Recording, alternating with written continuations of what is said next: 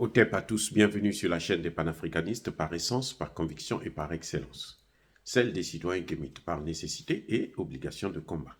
Nous sommes une chaîne qui n'est guidée que par nos ancêtres et rien que par les ancêtres qui appartiennent à l'égrégore du monde noir. Par conséquent, nous ne croyons en aucun Dieu venu de l'étranger. Toutefois, cette vidéo n'est aucunement destinée à inciter à la haine ou à la violence, car nous menons un combat qui est d'abord et avant tout spirituel, intellectuel et démocratique. Ensuite, il est politique, géopolitique et géostratégique. Contre l'impérialisme, le colonialisme, le néocolonialisme et l'endocolonat, qui sont tous qualifiés de crimes contre l'humanité. Nous menons ce combat sur la base du principe fondamental que nous avons hérité de nos ancêtres kémites, qui est celui de la Mahat, c'est-à-dire solidarité, vérité et justice. Vous êtes donc en droit de connaître la vérité et nous avons l'obligation de vous dire la vérité, rien que la vérité, afin que justice soit rendue au continent africain. Et ça, c'est notre modeste contribution dans cette noble lutte en faveur de la souveraineté, la dignité, la solidarité et l'unité africaine. C'est exactement ça que nous appelons le panafricanisme. Bien-aimés frères et sœurs, l'Union européenne a décidé qu'ils doivent contrecarrer l'influence grandissante de la Russie et de la Chine en Afrique de l'Ouest, en passant par la CEDEAO. Vous savez, c'est tellement ridicule. C'est bien beau. Hein? Nous sommes dans la loi du marché, ce qu'eux-mêmes ils ont créé, et cette loi du marché est en train de les doubler, de les dominer, de les influencer, de les dépasser, de les réduire à leur plus petite expression. Et donc, c'est normal qu'ils réagissent. Mais moi, je ferais la même chose à leur place, c'est clair. Le problème, c'est qu'ils se battent pour quelque chose qui ne leur appartient pas. Attendez. Je répète. Les Européens et les Chinois et les Russes se battent pour un bien qui appartient à une tierce personne, c'est-à-dire à l'Afrique. Les Européens qui ont colonisé, pris en esclavage et colonisé l'Afrique, parce que je dois vous rappeler, la Chine n'a jamais colonisé l'Afrique, la Russie non plus. La Chine n'a jamais pris les Africains en esclavage, la Russie non plus. Donc ceux qui nous ont pris en esclavage, qui nous ont colonisés, qui nous ont néocolonisés et qui veulent encore nous recoloniser, s'inquiètent parce que nous, on s'est dit, oh, on a assez souffert avec cela, nous devons changer de partenaire, ceux qui nous proposent mieux. Eux, ça les embête, ça les gêne. Ils souffrent pour ça. Alors, qu'est-ce qu'ils apportent comme solution? Ils disent que pour l'Afrique de l'Ouest, s'il faut acheter l'Afrique de l'Ouest, la valeur de l'Afrique de l'Ouest. Vous savez, ces gens-là, ils nous ont tellement pris en esclavage qu'ils ne pensent que la colonisation, qu'ils ne pensent que ça. Pour eux, l'homme noir, c'est un objet qu'on peut vendre, acheter, et puis partager, hein, distribuer à l'autre, ainsi de suite. Oui, l'homme noir, c'est ça. Donc ils se disent qu'on va acheter l'Afrique de l'Ouest. Et vous savez quel prix ils proposent? C'est à peine à 212 millions. Je répète, 212 millions de dollars. D'euros plutôt. Même pas 212 milliards, hein, 212 millions. L'Afrique de l'Ouest, là, avec toutes les matières premières qu'il y a. Vous avez le Mali. Si vous prenez seulement l'or, les réserves d'or qu'il y a au Mali, c'est d'une valeur de plus de 1000 milliards d'euros. Eux, ils veulent acheter le Mali, le Burkina, les 15 pays en fait de l'Afrique de l'Ouest, puisqu'ils passent par la CEDEAO, avec 212 millions. Déjà, le montant qu'on propose, qu'ils ont décidé de mettre en jeu pour acheter l'Afrique de l'Ouest, c'est pire que la colonisation. Là, nous sommes sur la forme. Hein? On ne rentre pas dans les détails. Nous sommes sur la forme. Le montant qu'ils proposent, le montant avec lequel eux, ils doivent acheter l'Afrique, parce que c'est leur bien, ils n'ont même pas à négocier avec les Africains pour demander aux Africains, bon, nous, on veut vous acheter. Combien vous pensez que vous pouvez vous vendre? Non. Ils disent, nous, on veut vous acheter, voici le prix qu'on va vous donner, et vous devrez accepter ce prix. 212 milliards. Pourquoi? Quels sont les secteurs qu'ils ciblent? Ils disent qu'ils vont investir 80 millions dans l'agriculture, 60 millions, hein, les poussières, presque 61 millions, en ce qui concerne le commerce intra-africain entre les 15 pays de la CEDEAO. Ce que eux, ils bloquaient, hein, c'était eux qui bloquent. Ce sont eux qui bloquent. Vous avez vu Emmanuel Macron venir jusqu'à Abidjan pour venir dire non, non, non, non, non, non. Vous n'avez pas besoin d'une autre monnaie. L'éco, là, ce n'est pas bien. Moi, je vais vous donner une autre monnaie. Parce que c'est moi votre père. C'est moi votre mère. C'est moi qui vous ai créé. Moi, je suis votre Dieu. Donc, j'ai décidé de vous donner une autre monnaie. Et il a créé l'éco. C'est-à-dire qu'il a enlevé CFA, il a mis éco, et il a mis le même contenu du franc CFA. Bref. Donc, ils disent que le commerce entre les Africains ne marche pas. Donc, on va les aider en Afrique de l'Ouest, là, pour qu'ils puissent commercialiser ensemble. On va mettre 61 millions d'euros. Et puis, 71 millions en ce qui concerne l'énergie. Vous savez, la centrale nucléaire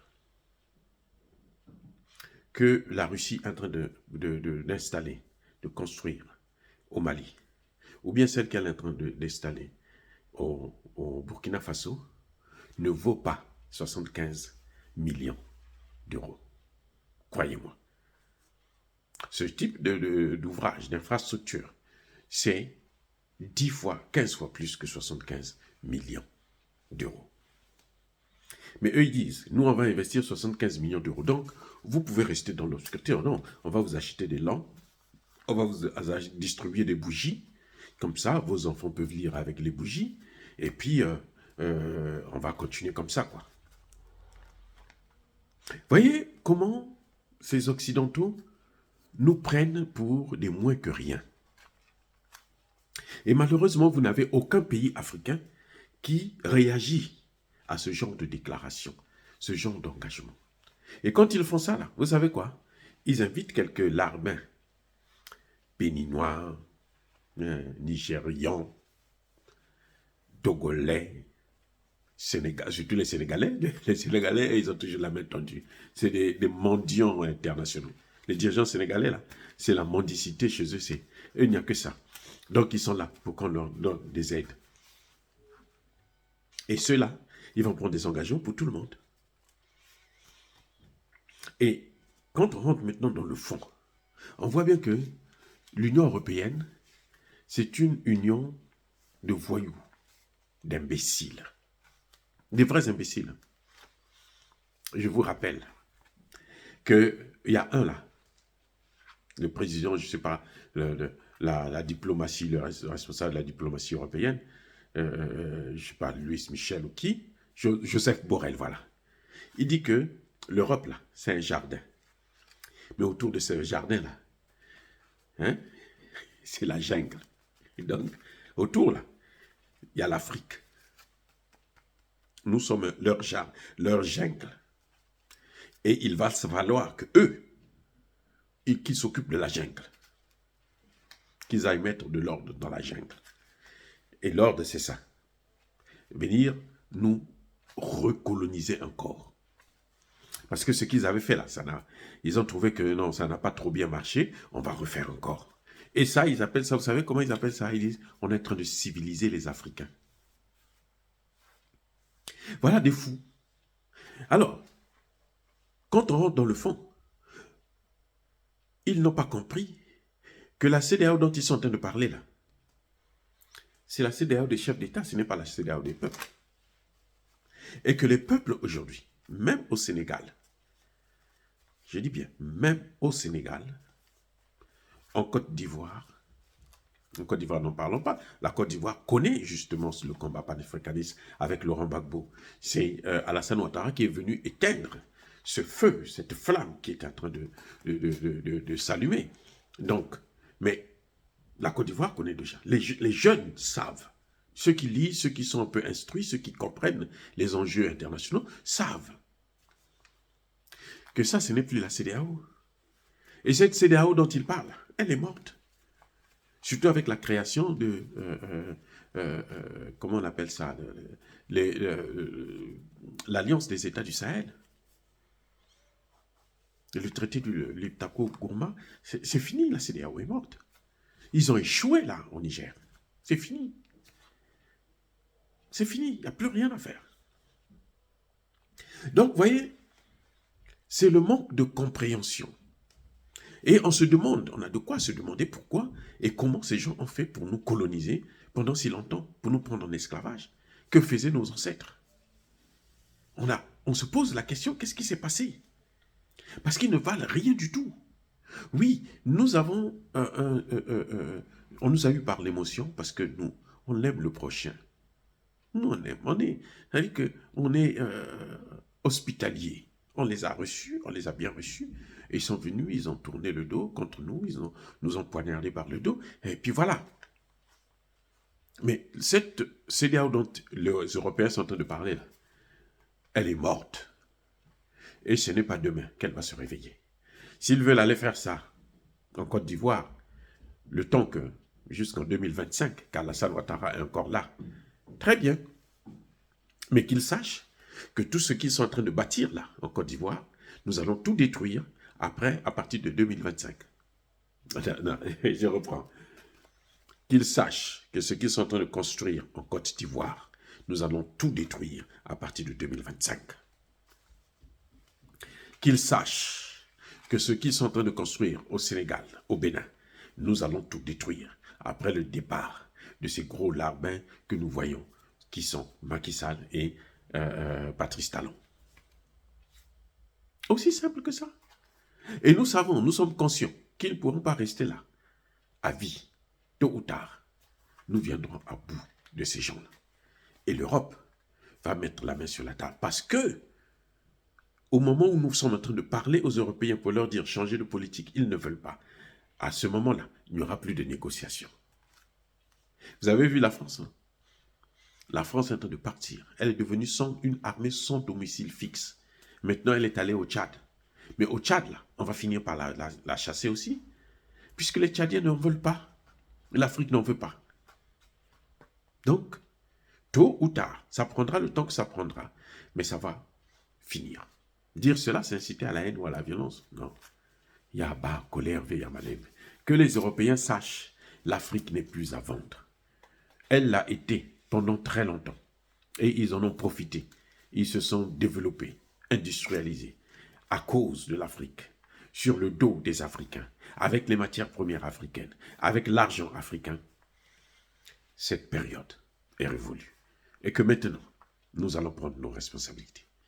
Encore une fois de plus, bien-aimés frères et sœurs, soyez bénis. Je persiste et je signe. Soyez abondamment bénis par le Dieu des Kémites et par nos ancêtres angélisés. Mais que tous ceux qui persécutent le continent africain le pillent et le déstabilisent. Qu'ils soient noirs, blancs, chinois, arabes, indiens, qui qu'ils soient punis, maudits, foudroyés, neutralisés, écrasés, effacés par le Dieu des Kémites et par nos ancêtres angélisés. Vive l'Afrique éternelle, j'ai dit, et j'assume.